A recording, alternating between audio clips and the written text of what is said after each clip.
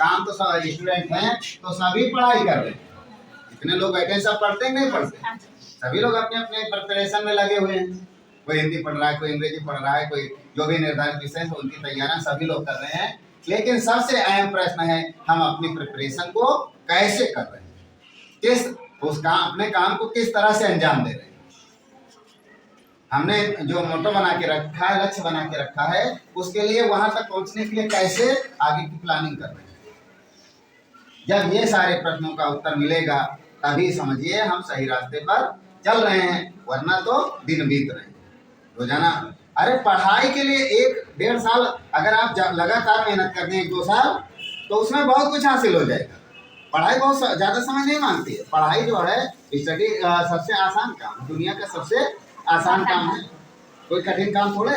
अभी आप कहीं मजदूरी करने के लिए तो जाए तो दिन भर काम करना पड़ेगा, बहुत पसीना बहेगा, बहुत सारी मेहनत करना पड़ेगा। मेहनत का काम है नहीं काम? किसी अन्य जगह पर जाएंगे तो उससे भी ज्यादा मेहनत करना पड़ेगा। लेकिन पढ़ाई में सिर्फ पढ़ना ही तो है। मम्मी पापा ने या हमारे जो गार्जियन है उन्होंने हमें भेजा है कि आप जाकर के पढ़ाई कीजिए, आपको खाना मिल रहा है, फ्री सब कुछ उनकी तरफ से मुफ्त में मिल रहा है। बदले में आपको क्या देना है? अपनी प्रिपरेशन को अंजाम देना है जो तुम्हारे ही काम आएगा, किसी और के नहीं। तो ये सारे प्रश्न उठते हैं।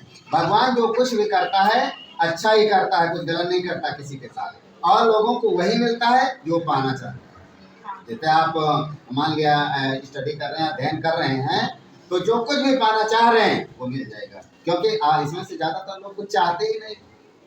जब आपने कुछ प्लान तैयार ही नहीं किया है तो मिलेगा कहाँ से? मिलेगा? अगर खजूर का पेड़ लगा दिया है और फल चाहते हैं तो बहुत दूरी पर ही तो लगेगा। ऐसे नहीं बोया पेड़ खजूर का फल लगे तो नजदीक थोड़ा मिलेगा। तो उसी तरह से आप जो चाहते हैं वही तो मिलेगा। जब चाहते ही नहीं तो मिलेगा कहाँ से? सिर्फ परंपराएं पीट रहे हैं तो फिर हम दिन निकल रहे हैं। और जिंदगी का हर एक मिनट बहुत ही कीमती है। ऐसा नहीं कि कोई मिनट आसान है, हर एक मिनट बहुत कीमती है। जीवन एक निर्धारित समय के लिए भगवान ने दिया है, चाहे हर एक जीव को, चाहे वो मानव हो या कोई जानवर, सबका निर्धारित समय इस धरती पर निर्धारित समय के लिए आए हैं और कुछ ना कुछ करके जाएंगे। और प्रश्न ये उठता कौन क्या करेगा? या आपको भी तो अपने आप से प्रश्न करना है कि हम मान लिया पढ़ाई कर रहे हैं तो क्या करेंगे आगे? सिर्फ कुछ कक्षाओं को पढ़ाई करके वाइंड अप कर देंगे? ये सोच बना के रखो। अगर सोच बना के रखा है तो आप वैसे चलते रहिए, एक ना एक दिन तो वाइंड अप हो ही जाएगा। लेकिन अगर कुछ लक्ष्य निर्धारित कर रखा है पाने के लिए तो पाएंगे। भाई भगवान जो कुछ भी करता है वो बहुत ही अच्छा करता है। जैसे जंगल में शेर रहते हैं तो उनके भोजन की व्यवस्था उसने कर रखी है, उसके मुंह में नुकीले दांत दिए हैं, उसको काफी ताकत दी है। और उसी जंगल के अंदर हिरण या अन्य जीव ऐसे दिए हैं जो उसको खाने के काम आएंगे। और हिरण को भी उसने इतनी रफ्तार दी है कि आसानी से शेर जो है उसको खा नहीं पाएगा, खा पाएगा आसानी से नहीं खा पाएगा। तो वहीं पर हिरण भी है, वहीं पर शेर भी है, दोनों है कि नहीं? इसी तरह सांप भी है। सांप क्या होता है? जहरीला जीव होता है। भगवान ने इसीलिए उसको शायद भगवान की व्यवस्था बहुत अच्छी है, इसीलिए उसने उसको पैर नहीं दिया है सांप, वरना दौड़ दौड़ के सबको काट ही लेता रोजाना।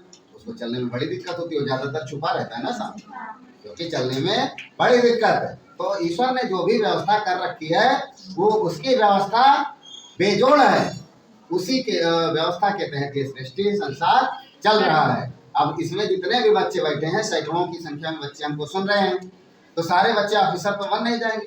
जब सारे ऑफिसर बन जाएंगे तो बाकी काम कैसे चलेंगे? बाकी काम भी तो चलना है। जैसे खेत में धान की कटाई हो रही, आप तो नहीं काटने जाते ना, लेकिन आगे इसमें से कुछ लोग धान भी काटेंगे और आप इसमें बैठ करके किसी न किसी फैक्ट्री का संचालन भी करेंगे, अधिकारी भी बनेंगे, कर्मचारी भी बनेंगे, और बनेंगे उसी हिसाब से जो कुछ आप चाहते हैं। इसलिए इन प्रश्नों के उत्तर ढूंढिए, आपको अपना रास्ता स्वयं मिल जाएगा, लक्ष्य भी हासिल हो जाएगा, मम्मी पापा के सपने भी पूरे हो जाएंगे, आपका भविष्य भी बन जाएगा। धन्यवाद।